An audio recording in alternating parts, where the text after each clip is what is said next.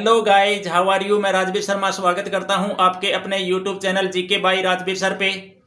जैसा कि स्टूडेंट्स आप लोगों को पता है कि हम प्राचीन इतिहास को जानने के स्रोत हैं उनको कवर कर रहे हैं। तो उस वीडियो के माध्यम से 3 पार्टों को हम कवर कर चुके हैं। कौन कौन से? धर्म ग्रंथ, ऐतिहासिक ग्रंथ और विदेशी विवरण। इन तीनों को हम कवर कर चुके हैं। जिन स्टूडेंट्स के द्वारा ये वीडियोज नहीं देखी गई हैं तो इन वीडियोज को जरूर देखना है। या तो डिस्क्रिप्शन में मैं लिंक डाल दूंगा या फिर प्लेलिस्ट के अंदर आप लोग इनको देख सकते हो। और जो स्टूडेंट्स अपने चैनल पे नए हैं उनके द्वारा अपने चैनल को सब्सक्राइब कर लेना है और बेल आइकन का बटन दबा लेना है ताकि वीडियो अपलोड होते ही सबसे पहले वीडियो आप लोगों के पास पहुंच सके। तो डियर्स, चलिए करते हैं शुरुआत अपने इस वीडियो की। शुरुआत करने से पहले एक बात और, वीडियो को स्किप जरा सा भी नहीं करना है, लास्ट तक बने रहना है क्योंकि बहुत ही महत्वपूर्ण तथ्य इस वीडियो के माध्यम से एग्जाम में पूछे जाते हैं। चलिए करते हैं शुरुआत। लास्ट पार्ट हमारा जो बचा हुआ है पुरातात्विक साक्ष्य। पुरातात्विक साक्ष्यों के माध्यम से हम किन किन पॉइंटों के तहत प्राचीन इतिहास को जानेंगे।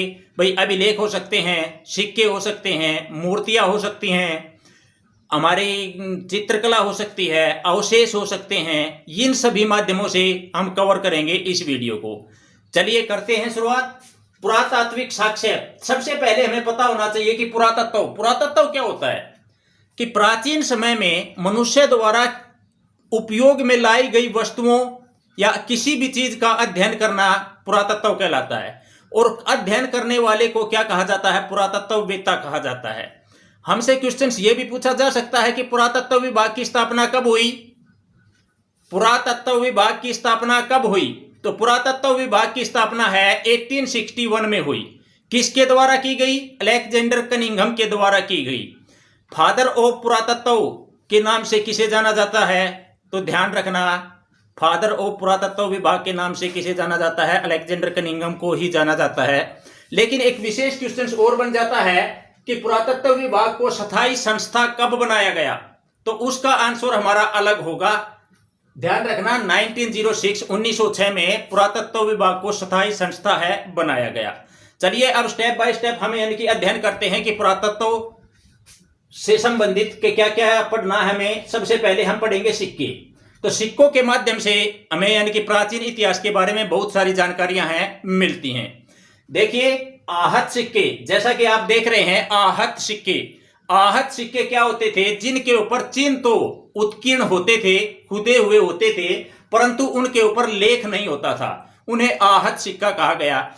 इन आहत सिक्कों को ही पंचमार्क सिक्के भी कहा जाता है। ये क्वेश्चंस भी अच्छा बनता है, ध्यान रखना है इस पॉइंट का। अगर हम बात करें आहत सिक्कों को आगे चलकर साहित्य में क्या कहा जाने लगा, तो ध्यान रखना, आहत सिक्कों को साहित्य में कांसार्पण कहा जाने लगा आगे चलते हुए। ये पॉइंट भी बड़ा अच्छा निकलता है। नेक्स्ट बात करते हैं समुद्रगुप्त। समुद्रगुप्त के सिक्कों पर क्या मिलता है? अश्वमेध पराक्रम शब्द लिखा हुआ है। अश्वमेध पराक्रम शब्द का शाब्दिक अर्थ क्या है? इसका तात्पर्य यह है कि राजा समुद्रगुप्त के द्वारा उस समय में अश्वमेध यज्ञ है करवाया गया था। नेक्स्ट बात करते हैं कि क्वेश्चन बनता है शीशे के सिक्के किसके द्वारा चलाए गए? तो ध्यान रहे, सातवाहन शासकों ने शीशे के सिक्के चलाए थे। किसके द्वारा? सातवाहन शासकों द्वारा शीशे के सिक्के चलाए गए थे। नेक्स्ट बात करते हैं सर्वाधिक सोने के सिक्के गुप्त शासकों द्वारा चलाए गए। गुप्त वंश के शासकों द्वारा सर्वाधिक सोने के सिक्के है चलाए गए थे। ये क्वेश्चन भी बड़ा अच्छा बन सकता है। सॉरी। नेक्स्ट बात करते हैं सर्वप्रथम लेख एवं तिथियां उत्कीर्ण की गई सिक्कों के ऊपर किसके द्वारा? यूनानी शासकों के द्वारा। भाई सिक्के हैं, सिक्कों के ऊपर यानी कि लेख यानी कि कुछ लिखना और उनके ऊपर यानी कि तिथियां अंकित करना, ये सबसे यानी कि सबसे पहले चलाने का कार्य किसके द्वारा किया गया? यूनानी शासकों के द्वारा किया गया। और एक क्वेश्चन ऐसा भी बन सकता है कि सर्वाधिक सिक्के किसके द्वारा चलाए गए? तो मौर्य शासकों के द्वारा सर्वाधिक सिक्के हैं वो चलाए गए। ये क्वेश्चन भी आपको ध्यान रखना है, एग्जाम की दृष्टि से बड़ा इंपॉर्टेंट क्वेश्चन बन सकता है। नेक्स्ट बात करते हैं अभिलेखों की।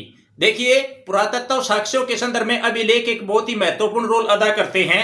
कैसे क्वेश्चंस देखने को मिलते हैं कि सबसे पहले हमें पता होना चाहिए कि अभिलेख को क्या कहा जाता है, इपिग्राफी कहा जाता है। और अभिलेख किस राजा से संबंधित रहा, किस राजा के संदर्भ में जानकारी देता है या किससे जुड़ा हुआ है, ऐसे क्वेश्चंस देखे जाते हैं, करते हैं महत्वपूर्ण अभिलेखों को कवर। सबसे पहले हम पता करेंगे कि सर्वाधिक प्राचीन अभिलेख कौन सा है। सर्वाधिक प्राचीन अभिलेख के नाम से किसे जाना जाता है, तो मध्य एशिया के अंदर यानी कि बोगज गए स्थान था, वहां पर सर्वाधिक प्राचीन अभिलेख मिला है। इस अभिलेख के अंदर 4 देवताओं का वर्णन मिला है। किस किस का? मित्र, वरुण, इंद्र और ताशल्य। तो इन 4 देवताओं का, वैदिक देवताओं का विवरण है उन अभिलेखों के ऊपर मिला है। किसके ऊपर? बोगज गई से जो अभिलेख प्राप्त किया गया है, जो कि सबसे प्राचीन भी माना जाता है। नेक्स्ट बात करते हैं हाथी गुम्फा अभिलेख। क्वेश्चन सीधा सीधा देखने को मिलता है कि हाथी गुम्फा अभिलेख किससे संबंधित है, तो हाथी गुम्फा अभिलेख खारवेल से संबंधित है। राजा खारवेल कहां का राजा हुआ करता था? कलिंग का राजा हुआ करता था। और आप लोगों को पता है कि कलिंग को किसने जीता था? सम्राट अशोक के द्वारा जीता गया था। तो ध्यान रखना, कलिंग का राजा हुआ करता था खारवेल, उससे संबंधित अभिलेख है। नेक्स्ट बात करते हैं जूनागढ़ अभिलेख। जूनागढ़ अभिलेख रुद्रदामन, किससे? रुद्रदामन से संबंधित है। ये पॉइंट भी ध्यान रखना है, बड़े इंपॉर्टेंट क्वेश्चन है ये। नेक्स्ट बात करते हैं नासिक अभिलेख है गौतमी बलश्री। किसके द्वारा? गौतमी बलश्री से संबंधित है। कौन सा अभिलेख? नासिक अभिलेख। बात करें प्रयाग स्तंभ अभिलेख की, तो प्रयाग स्तंभ अभिलेख किससे संबंधित है? तो यानी कि समुद्रगुप्त से, राजा समुद्रगुप्त से संबंधित प्रयाग स्तंभ अभिलेख है। ये क्वेश्चंस भी आपको ध्यान रखना है। और एहोल अभिलेख है पुलकेशन द्वितीय से संबंधित। नेक्स्ट बात करते हैं मंदसौर अभिलेख की, तो मंदसौर अभिलेख है यशोवर्मन से संबंधित है। किससे संबंधित है? मंदसौर अभिलेख राजा यशोवर्मन से संबंधित है। नेक्स्ट बात करते हैं ग्वालियर अभिलेख की, तो ग्वालियर अभिलेख है प्रतिहार राजा भोज। प्रतिहार वंश का राजा भोज हुआ करता था, तो उससे संबंधित है ग्वालियर अभिलेख। बात करें भित्री अभिलेख की, तो भित्री अभिलेख सकंद गुप्त से, किससे? सकंद गुप्त से संबंधित है भित्री अभिलेख। नेक्स्ट अगर बात की जाए भारत में सबसे प्राचीन अभिलेख किस राजा के प्राप्त हुए हैं, तो भारत में सबसे प्राचीन अभिलेख सम्राट अशोक के प्राप्त हुए हैं। लेकिन ध्यान रखना, यहां से क्वेश्चंस बड़े अच्छे निकलते हैं। अशोक से संबंधित जितने भी अभिलेख हैं, एक नया अलग से वीडियो के अंदर हम कवर करेंगे कि भाई कौन सी भाषा में लिखे गए हैं, कौन से अभिलेख के अंदर यानी कि अशोक के नाम है। तो लिखे तो यानी कि ब्राह्मी लिपि के अंदर लिखे गए हैं, ध्यान रखना है। और कमेंट के माध्यम से आपने एक आंसर देना है कि अशोक के अभिलेखों को सर्वप्रथम कब और किसके द्वारा पढ़ा गया था। नेक्स्ट बात करते हैं एरण अभिलेख। किससे संबंधित है? भानुगुप्त से संबंधित है एरण अभिलेख। इस संदर्भ में हम बात और भी कर सकते हैं कि सती प्रथा का प्रथम लिखित साक्ष्य किस अभिलेख में प्राप्त हुआ है। क्वेश्चन बना है कि सती प्रथा का लिखित साक्ष्य किस अभिलेख में प्राप्त हुआ है, तो वही आंसर होगा एरण अभिलेख, जो किससे संबंधित है? भानुगुप्त से संबंधित है। नेक्स्ट बात करते हैं डियर स्मारक। स्मारक हैं वो भी यानी कि प्राचीन साहित्य को जानने के लिए बहुत इंपॉर्टेंट रोल अदा करते हैं। स्मारक यानी कि वास्तुकला का विकास हमें यानी कि 2 तरफ से देखने को मिला। कहां? महलों में और मंदिरों से संबंधित। तो मंदिरों से संबंधित बड़े अच्छे क्वेश्चंस हैं, एग्जाम में पूछे जाते हैं। चलो करते हैं डिस्कस इन पॉइंटों को। अगर बात की जाए उत्तर भारतीय मंदिरों की शैली या दक्षिण भारतीय मंदिरों की शैली, अलग अलग क्वेश्चंस देखने को हमें मिलते हैं। तो उत्तर भारतीय मंदिरों की शैली कौन सी हुआ करती थी? नागर शैली हुआ करती थी। लेकिन दक्षिण भारतीय मंदिरों की शैली कौन सी हुआ करती थी? द्रविड़ शैली हुआ करती थी। लेकिन ध्यान रखें, हम याद कैसे करेंगे भाई? याद बिल्कुल इजी तरीके से करेंगे। देख लो, द और द से द यानी कि हम मैच कर सकते हैं, इजीली याद रह गया। तो यानी कि क्या है? उत्तर यानी कि नागर शैली और द्रविड़ है वो दक्षिण शैली, आराम से याद हुआ।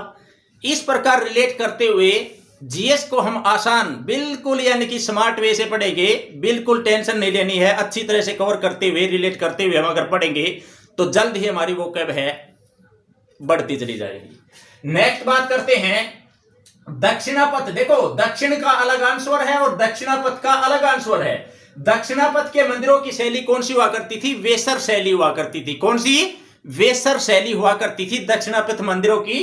तो ये अलग अलग क्वेश्चन से आपको ध्यान रखने हैं। लेकिन एक क्वेश्चन बार बार देखने को मिलता है, मोहनजोदड़ो की खुदाई से पता चलता है किस सभ्यता का? तो सिंधु सभ्यता का पता है मोहनजोदड़ो की खुदाई से चलता है। आगे हम यानी कि अच्छी तरह से कवर करेंगे इन पॉइंटों को भी। लेकिन अगर मैं पूछूं दक्षिण भारत में अरिकमेडु स्थान की खुदाई से कहां का पता चलता है? दक्षिण भारत में अरिकमेडु की खुदाई से, अरिकमेडु एक स्थान है, उसकी खुदाई से किसका पता चलता है? तो आंसर होगा हमारा रोम एवं भारत के मध्य व्यापार संबंधों का पता चलता है अरिकमेडु नामक स्थान से, जहां से खुदाई हुई है। नेक्स्ट बात करते हैं, ये क्वेश्चन भी अच्छा निकलता है, पंचायतन शैली। पंचायतन शैली किस धर्म के मंदिरों से संबंधित है?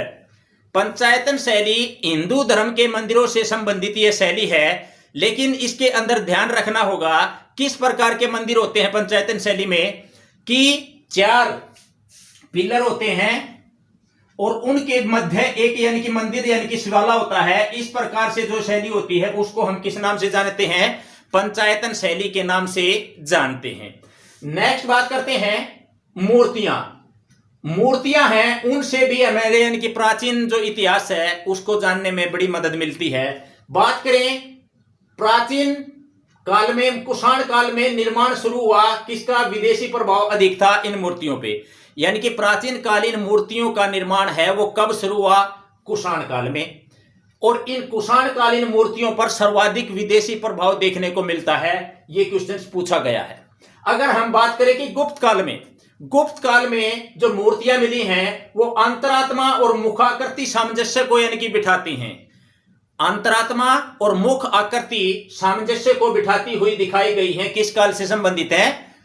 गुप्त काल से संबंधित हैं। लेकिन गुप्तोत्तर काल की मूर्ति कला में सांकेतिकता अधिक मिलती है, यानी कि संकेतों का प्रयोग ज्यादा किया गया है। किसमें? गुप्तोत्तर काल में। अगर हम बात करें बोध गया की, तो बोध गया सांची की मूर्ति कला में जनसाधारण जीवन की झांकी है वो मिलती है। जनसाधारण जीवन की झांकी किस में मिलती है? बोध गया सांची की मूर्ति कला में मिलती है। ये क्वेश्चन भी अच्छा निकल सकता है। नेक्स्ट बात कर सकते हैं हम कि अवशेष। अवशेष यानी कि कहां से प्राप्त हुए, जिनसे हमें यानी कि प्राचीन साक्ष्य मिले हैं पुरातत्व संबंधी। भाई आप लोगों को पता है कि मोहनजोदड़ो से 500 प्लस यानी कि 500 से भी अधिक हैं वो मोहरें प्राप्त की गई हैं, जिससे हमें मदद मिलती है प्राचीन इतिहास को जानने में। अगर हम बात करें गंगा यमुना दोआब से गेरुए रंग के मृद भांड प्राप्त हुए हैं। यहां पर एक शब्द आया है बच्चों, दोआब। दोआब अपना ज्योग्राफी का एक शब्द है और बार बार यानी कि ज्योग्राफी के अंदर भी क्वेश्चन से पुट किया जाता है, ये पूछा ही जाता है। दोआब क्या होता है? दोआब होता है कि मान लो गंगा नदी है और इधर से यानी कि यमुना नदी है, तो इनके बीच का क्षेत्र क्या कहलाता है? दोआब कहलाता है। ये ध्यान रखना है, ऐसे क्वेश्चंस निकल सकते हैं। बाकी ज्योग्राफी स्टार्ट करेंगे, अच्छी तरह से कवर करेंगे, बिल्कुल अच्छी तरह से। चलो बात करते हैं गंगा यमुना दोआब से गेरुए रंग के मृद भांड प्राप्त हुए हैं। मृद भांड क्या होता है? मृद भांड होता है मिट्टी का मटका। और मैं आपसे एक क्वेश्चन और पुट करना चाहूंगा, जो स्टूडेंट एचएसएससी की तैयारी करते हैं, तो हरियाणा में मृद भांड कहां से प्राप्त किया गया है? एचएसएससी द्वारा बार बार पूछा गया क्वेश्चन है। और एचएसएससी अब यानी कि हमारे यानी कि चेयरमैन खदरी के द्वारा घोषणा कर दी गई है कि जल्द ही भर्तियों को यानी कि सिरा रूप दिया जाएगा। तो अपनी तैयारी के अंदर लग जाइए, अच्छी तरह से यानी कि कवर करते हुए पढ़ना शुरू कर दो। नेक्स्ट बात करते हैं चित्रकला की। तो चित्रकला बीते समय की जानकारी चित्रकला के माध्यम से हमें अच्छी प्रकार से प्राप्त होती है। बात करें हम अजंता के चित्रों से मानवीय भावनाओं की सुंदर अभिव्यक्ति मिलती है। अजंता के ऊपर जो चित्र हैं उनमें मानवीय भावनाओं की सुंदर अभिव्यक्ति मिलती है। ध्यान रखना, अजंता एलोरा की गुफाएं कहाँ पे स्थित हैं? महाराष्ट्र के औरंगाबाद में स्थित हैं और बहुत ही सुंदर कलाकृतियां हैं, चित्रात्मक माध्यम से उनको यानी कि सजाया गया है, तो वहां से ये मिलते हैं। तो इस प्रकार हमने देखो पुरातत्व साक्ष्य हैं वो यानी कि कवर किए। अगर कोई आपका क्वेश्चन या आपका कोई डाउट तो कमेंट माध्यम से पूछ सकता है, इनसे बाहर है क्वेश्चन से देखने को नहीं मिलेगा। बिल्कुल अच्छी तरह से जो इंपॉर्टेंट क्वेश्चंस हैं हमने इस वीडियो के माध्यम से कवर किए हैं। जिन स्टूडेंट्स के द्वारा प्राचीन इतिहास से संबंधित कोई भी क्वेश्चन है या हिस्ट्री से संबंधित कोई भी क्वेश्चन है तो कमेंट के अंदर जरूर पूछना है, उसका आंसर आप लोगों को दिया जाएगा। आशा करता हूं कि वीडियो आपको अच्छी लगी होगी, और अच्छी लगी है तो यानी कि आपको शेयर इसको बड़ी यानी कि धूमधाम से करना है, बहुत ज्यादा मात्रा में शेयर करना है, और अपने चैनल को सब्सक्राइब करना है, लाइक करना है। ठीक है दोस्तों, मिलते हैं नेक्स्ट वीडियो में। जय हिंद, जय भारत, जय हरियाणा।